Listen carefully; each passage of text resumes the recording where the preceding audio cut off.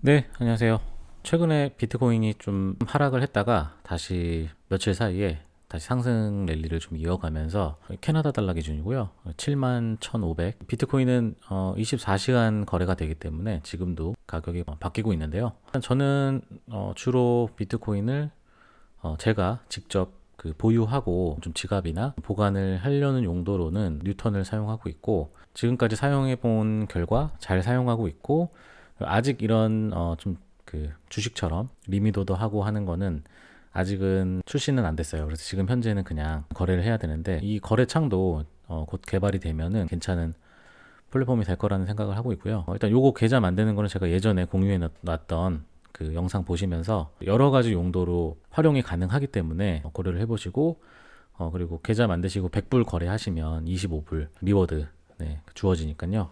저한테도 굉장히 큰 도움이 되니까 더보기란이랑 고정 댓글로도 남겨놓도록 하겠습니다. 그래서 이거 한번 가입을 해보시고, 그리고 최근에 저는 이제 웰스 심플을 통해서 구매를 하고 있는 ETF인데 BTCC라고 하는 비트코인 ETF가 또 나왔죠. 조금씩 계속 매입을 했고 사서 모을 생각이고, 이 비트코인을 이렇게 ETF로도 나눠놓는 이유는 지켜본 결과 굉장히 실제 가격을 잘 추종하면서 그 비율대로 가격이 잘 상승하고 내리는 거를 확인했고요. 많은 전문가들도 얘기하듯이 굉장히 안전하게 비트코인을 보유할 수 있는 그런 옵션이고, 지금 현재 전 세계의 기관 투자자들도 이 퍼포스 인베스트먼트의 비트코인 ETF를 많이 사고 있다고 합니다. ETF로도 좀 일부를 제가 갖고 있으려고 하는 이유가, 많이 오르고 내가 좋아하는 주식이 떨어진 경우에는 주식으로 전환하고 싶을 때가 있거든요. 이 거래소에 있는 비트코인을 제 주식 계좌로 가져오려면, 특히 웰스 심플로 가져오려면 비트코인을 팔고 계좌로 옮긴 다음에 내 일반 계좌에서 이 웰스 심플 계좌로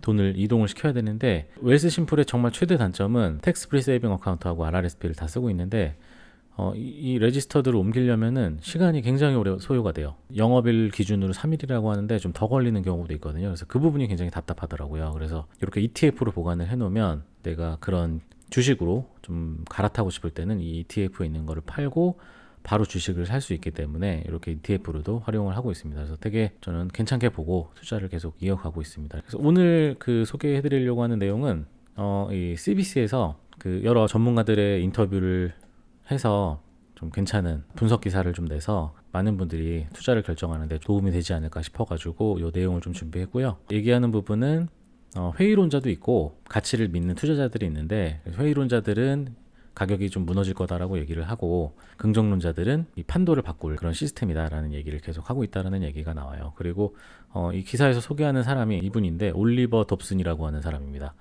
이 사람은 현재 본인의 자산의 10에서 20% 정도 이것만 은행에다가 넣어놓고 있다고 해요. 본인의 모든 대부분의 자산은 이 크립토 네트워크에 들어가 있다고 합니다. 온타리오, 토론토에서 한 3시간 정도 떨어진 곳에 살고 있는데, 주 수입원은 바로 코인 거래, 좀 올랐을 때 팔고 싸졌을 때 다시 사는 이런 스윙 거래로 좀 돈을 많이 벌고 있고, 코로나 이후에 5천 불 정도에서 지금은 US 달러 기준으로 4만 불을 넘었고, 지금은 이제 5만 불을 넘고, 기사에서도 얘기하는 게 2018년도에 폭락했던, 한번 가격이 크게 떨어졌던 적이 있었잖아요. 6개월 동안 2만 불까지 올라갔다가 급격히 떨어졌던 그 시기에는 아마추어나 저희 같은 레귤러 인베스터들이 그 무브먼트를 만들었다라고 얘기를 하는데, 이번에는 좀 다른 점이 굉장히 많은 투자 기관들에서 일단은 관심을 보이고 투자를 시작했기 때문에 좀 많이 다른 모습이다라는 얘기를 하고 있고요. 몬티 코흘리라고 하는 25세 비트코인 투자자에 대한 인터뷰도 나오는데, 그 당시 20대 초반에 한 8천 불 정도 본인에게는 정말 큰 돈을 잃는 그런 경험을 했다고 합니다. 그렇지만 이 사람은 탈중앙화된 시스템을 믿었고 계속적으로 좀 투자를 해서 지금은 굉장히 좋은 수익을 내고 있다는 얘기를 하고 있고, 시스템의 가치를 믿는 투자자들이 점점 쌓이고 많아지고 있고, 그리고 큰 기관들이 들어오는 점 때문에 예전과는 다르게 비트코인이 현재는 좀 안정적으로 느껴진다라는 그런 인터뷰 내용이 실렸고요. 그 다음 내용은 리버풀 대학의 개빈 브라운이라고 하는 파이낸셜 테크놀로지 부교수고 시니어 강사로 지금 현재 있는, 얘기한 내용은 바로 팬데믹 때문에 비트코인의 랠리가 좀 더 가속화됐다라는 얘기를 하거든요. 통화 정책 때문에 그렇습니다. 그래서 위기 상황을 돌파하기 위해서 대부분의 나라들이 대규모 재정 지원 정책을 펼쳤잖아요. 그러면서 돈의 가치가 좀 떨어졌기 때문에 좀 더 가속화된 부분이 있는 것 같다라고 얘기했습니다. 그래서 굉장히 단순하다고 얘기를 하는데 돈의 힘이 좀 떨어지는 이유는 단순한 이유가 더 많아졌기 때문이다. 그런 얘기를 또 하고 있습니다. 반대로 비트코인 같은 경우에는 시스템에 의해서 2100만 개의 코인만 발행을 하도록 프로그래밍이 돼 있고 처음에 개발할 때 나왔던 그런 시스템 그대로 투명하게 운영이 되고 있다는 것을 많은 사람들이 이미 알고 있기 때문에 그런 면에서 반대급부로 돈이 이쪽으로 들어온 것 같다라는 얘기를 하고 있고요. 심각하게 기관 투자자들이 큰 투자를 승인하고 있다라는 그런 얘기를 합니다. JP모건의 투자 분석 전문가는 사람들의 이런 디지털로 가는 그런 욕구가 굉장히 좀 빨라지고 있고 그 팬데믹 이후에 이게 좀 더 부스트가 됐다라는 그런 얘기를 또 하고 있고 또 테슬라 얘기를 하는데 테슬라가 그 1.5 빌리언 달러를 비트코인에 투자를 했잖아요. 회사들이나 큰 투자자들이 투자가 가능한 되게 많은 사람들에게 접근성이 굉장히 좋아졌기 때문에 2017년의 급상승과는 근본적인 모습이 다르다라는 그런 얘기를 또 했습니다. 그리고 마지막으로 좀 그 인터뷰를 다룬 사람이 조금 보수적인 그런 입장에 있는 캐나다 은행 전 총재인 스테판 폴로즈, 오슬러 로펌의 그 스페셜 어드바이저로 있는 분인데 투기성이 짙다라고 보는 이유가 인베스트라는 말 대신에 그 베팅을 한다는 얘기를 쓴다고 해요. 그래서 투기하는 방식들이 많고 좀 위험한 방식들은 굉장히 좀 좋지 못하게 보인다. 메인스트림이 절대 될 수 없을 거다라는 얘기를 합니다. 하지만 이분도 얘기를 하는 게 토론토 스탁 익스체인지에서 ETF 2개를 승인을 했잖아요. 비트코인이 진정한 투자 방식으로 이런 펀드의 모양으로 투자를 할 수 있다라는 거는 굉장히 긍정적으로 보고 있습니다. 이 사람도. 그리고 그 예전에 좀 논란이 있었던 게 비트코인을 통화로 쓸 수 있느냐라는 그런 논란이 있었는데 어차피 비트코인은 운영 주체가 없기 때문에 꼭 사람들이 쓰는 돈이 돼야 되겠다. 교환을 하는 그런 통화 수단이 돼야 되겠다라는 그런 목적이 없습니다. 비트코인 자체는.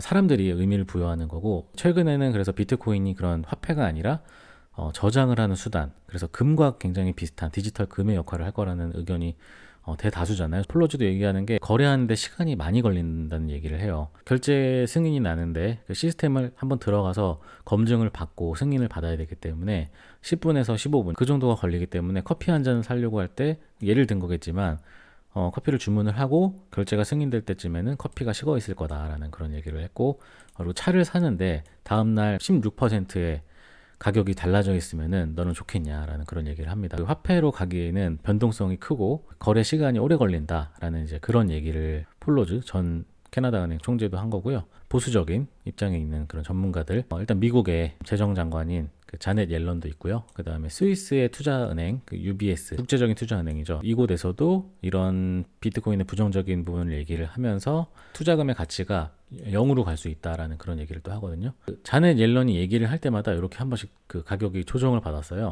전고점을 거의 돌파하는 그런 시점까지 왔거든요. 그래서 이제 이런 얘기들이 투자자들을 흔들어서 패닉셀을 하게 만드는 그런 역할까지는 이제는 못한다고 생각을 합니다. 왜냐하면 다른 긍정적인 그런 부분들도 사람들이 많이 보고 있기 때문에 그렇죠. 이 분석 기사에서 마지막 리버풀 대학의 브라운이 얘기한 부분을 또 강조해서 얘기하는데 디지털 커런시 워가 생길 거다라는 얘기를 해요. 어떤 것이냐면은 지금까지 그 탈중앙화된 비트코인 같은 암호화폐들 그리고 그 페이스북이 만들려고 했던 그 리브라라고 하는 그 코인이 있었잖아요. 그리고 현재 JP 모건에서도 미국 달러하고 연동이 되는 스테이블 코인이라고 하는데 그런 또 코인을 하나 만들어서 또 발행을 했고 그래서 이런 기업들이 만드는 코인들이 한 축을 담당할 거고 마지막으로 가장 좀 큰 축이 될 것 같은 그 중앙은행들의 디지털 커런시 CDBC들이 또 하나의 축을 이뤄서 이 세 가지 종류의 코인들이 이렇게 움직일 거다라는 얘기를 하는데 이거 자체가 지금 현실에서도 있는 거라고 보면 될 것 같아요. 중앙은행들의 화폐는 있지만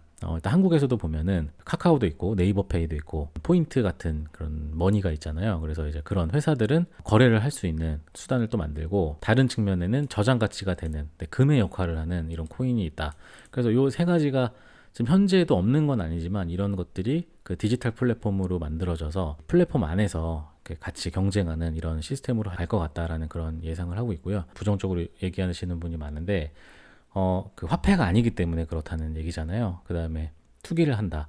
그렇지만 일단 그 저장 가치 수단이 된다는 것 자체가 굉장히 큰 역할이거든요. 그래서 지금 현재 금이 가지고 있는 그 시가총액의 일부만 가져온다고 하더라도 이 비트코인의 가치가 앞으로도 많이 달라질 거기 때문에 저는 좀 주목을 하고 있는 거고 어차피 중앙은행들의 디지털 화폐나 기업들의 디지털 화폐는 특히 아마존 같은 경우가 좀 만들기가 쉽겠죠. 본인들의 플랫폼이 많고 그 유니버스 안에 들어가 있는 고객들이 많기 때문에 돈이나 환불되는 포인트들을 다 본인들의 디지털 커런시로 만들어가지고 그 안에서 거래할 수 있게 만드는 그런 과정은 분명히 있을 거라고 저도 생각을 합니다. 상호작용을 하면서 서로 교환이 되는 그런 플랫폼이 진짜 중요해질 것 같고 그래서 일부 전문가들은 월렛들의 네트워크를 장악하는 곳이 또 승자가 될 거다라는 얘기를 하는데 저도 이제 그 부분에 집중해서 비트코인을 좀 주시하고 있습니다. 진짜 괜찮은 기사가 하나 있어가지고 여러 가지 그 의견을 담았기 때문에 한번 그 여러분들한테 소개를 해드리려고 오늘 내용을 준비했고요. 그래서 여러분들도 좀 비트코인에 대해서 공부를 같이 해보셨으면 좋겠습니다. 네, 감사합니다.